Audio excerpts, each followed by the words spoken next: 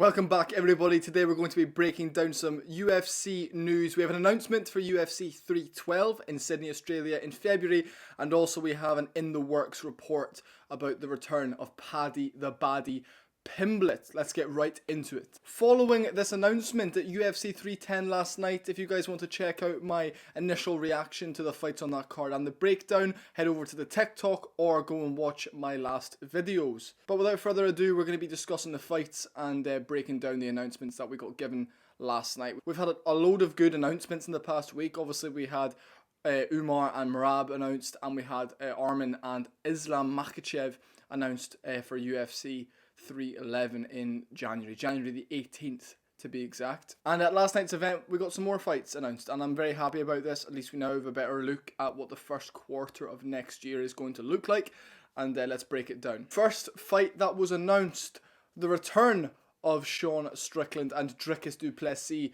their rematch in Sydney, Australia, UFC 312. I believe it's the 12th of February, and it's going to be a good fight. Now, a lot of people on social media are complaining about Strickland sitting out after the Paulo Costa narrow victory. He won by 29-28 decision. And look, I think it's not really a justified title shot, which, I mean, if you've been a fan of this channel or my TikTok, this whole year, 2024, has been the year of the unjustified title shots, and it seems like Strickland doesn't deserve it. However, they've both beaten one man. Obviously, du Plessis has beaten Israel Adesanya in August, and Sean Strickland beat Paulo Costa. Was it April, May, June, something along those lines. The reason this fight's happening is because of how close the first fight was. That's as simple as that. And also, people were screaming robbery. People were screaming Sean Strickland won. And obviously then du Plessis has gone on to do great things, defending his belt once again against Israel Adesanya. So people are now like, okay, he's the real champ, but we need to put the respect on Strickland's name and give him that rematch, because I do think Strickland deserves it. Hamzat, sit down, man. Like, you had a fantastic performance again against Robert Whittaker. There is no point in the UFC middleweight division where beating Robert Whittaker when he's coming off of a win, Robert Whittaker that is, does not get you a title shot. I mean, that always should allow. Robert Whittaker is the number 1 or 2 guys in the world at middleweight. You know, probably number 2 or 3 now. And if you beat him, you deserve a shot at the belt. You know, and du Plessis versus Hamzat Chimaev is such an incredible fight, and I believe that will happen. Obviously, I don't think either man are going to come out of this fight in February unscathed. So hear me out. International Fight Week, a main event, co-main event. Hamzat Chimaev versus Dricus du Plessis. Obviously, I want it to be on Dricus' terms. You know, he needs to recover fully. Hamzat will have a long layoff. However, I think when Hamzat gets the belt, we'll see him in there 2-3 times a year, because right now this inactivity thing is not great. But he's such a big star, got so much money. He's now back in Sweden, back to his roots, humbled a little bit. He had a child.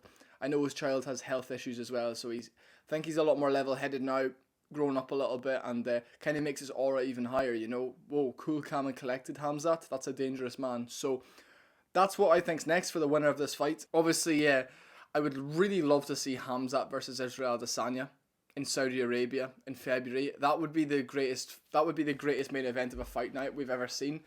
I think that's February 1st, and I just don't see that happening. I mean, I would absolutely love it to happen, but realistically, there's not a chance that's going to happen. It's too much of a risk for Hamzat, and you know, when you know you're getting a title shot, but there's a title fight booked, could be fun. But oh well. In terms of who I think's going to win the rematch, I'm really leaning towards Dricus. I think Dricus gets it done.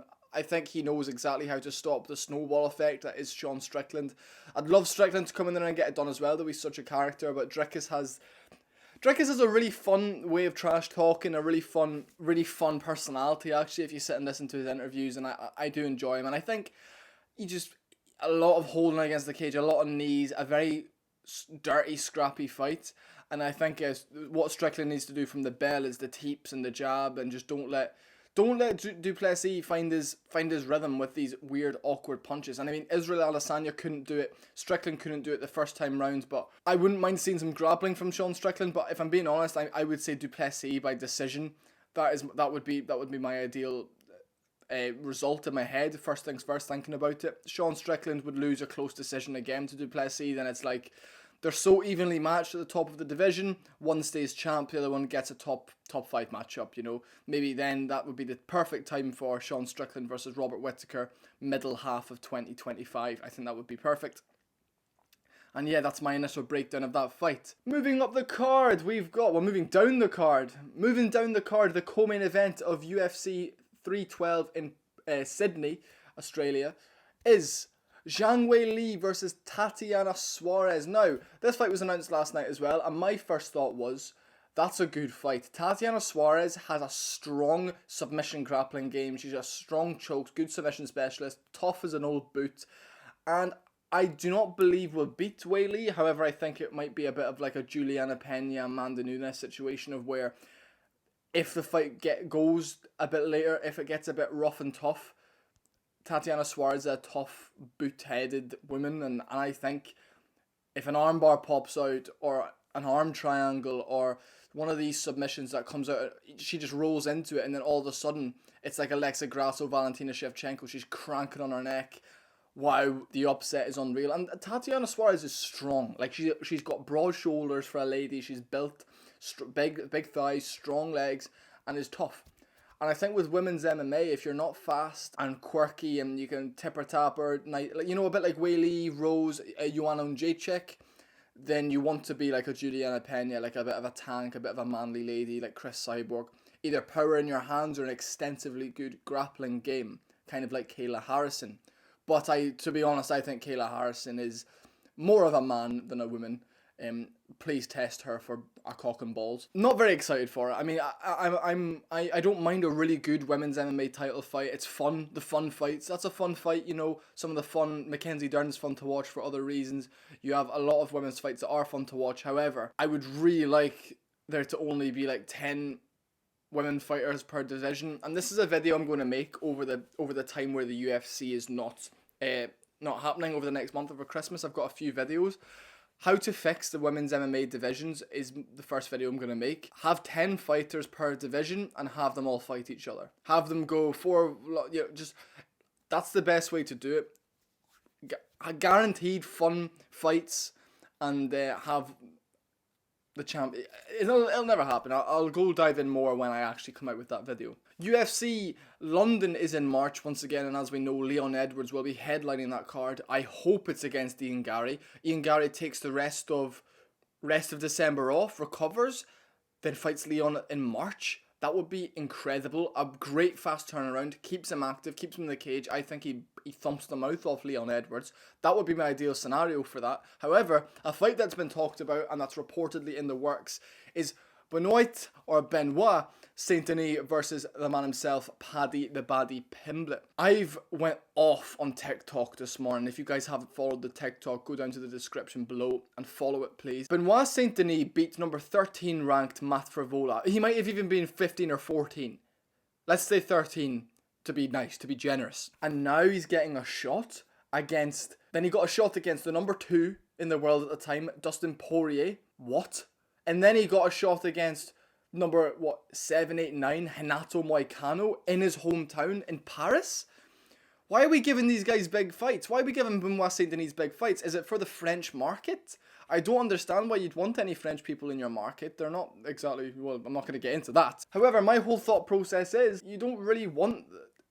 Why do we care about Benoit Saint-Denis? He's not very good. And someone said in the comments, look, I agree, Benoit shouldn't be getting these big names and huge matchups and huge fights over beating one ranked guy by a good head kick. But still, if you're being knocked out and stopped within 2 rounds of both your step up in competitions, get out the top 15, go build yourself back up. Sean O'Malley got into the top 15, lost to Marlon Vera, and then he had to have 3-4 more fights before getting a shot against Pedro Munoz again. And I think Raulian Paiva was 15 in the world when they fought. Even for the big stars, that's how they do it. You know, you get your chance. If you don't fail your chance, you go back, get 1 or 2, 3 more wins. That's how it works. The fact he's getting Paddy Pimblett is a disgrace. Paddy Pimblett in London, Benoit Saint-Denis is a very tough guy. However, Paddy Pimblett probably beats him. Coming off 2 TKO losses, bad, brutal, taking loads of damage. Pimblett probably goes out there, takes his time, holds him against the cage, works his knees and wins his decision. Especially in a 3-rounder, I say Pimblett by decision. The only reason I can think, why would they be giving Benoit Saint-Denis this matchup. Oh, it's so Pimblett can go in and run through him. Why would you give him Benoit, who's been beaten twice by Renato Moicano, and now Renato Moicano's booked against Beneil Dariush, which is a really good fight. Dan Hooker versus Paddy Pimblett. That's what we want. Fuck it. Give Hooker to Paddy Pimblett. Who cares? If Pimblett's as good as everyone says, do that. Or a Rafael Fiziev, someone like that, someone fun. I've met Fiziev. He's a really, really short, stocky, huge guy. That would be a really difficult fight for Pimblett. However, that's my news reaction and breakdown. I'd say Pimblett by decision. A lot of cage control, a lot of knees and trying scissor sweeps and a lot of maybe armbar attempts, this type of thing at the end of rounds. And Benoit could get off some good shots, and he's very powerful, very compact. However, he's just not elite level, and I actually would consider Paddy Pimblett more technically skilled than him. That's my MMA 312 news and reaction breakdown complete, along with UFC London in March, a wee reportedly in the works fight reaction and breakdown. Follow the channel, guys, for weekly/daily mixed martial arts and boxing content. Now, folks, I'm really pushing it here. If you wouldn't mind subscribing, I would really, really appreciate it. This is my passion. This is my love. This sport is everything I know. And keep an eye out for some big things in the work over here and personally as well. Subscribe, guys. Follow. Goodbye. I appreciate you.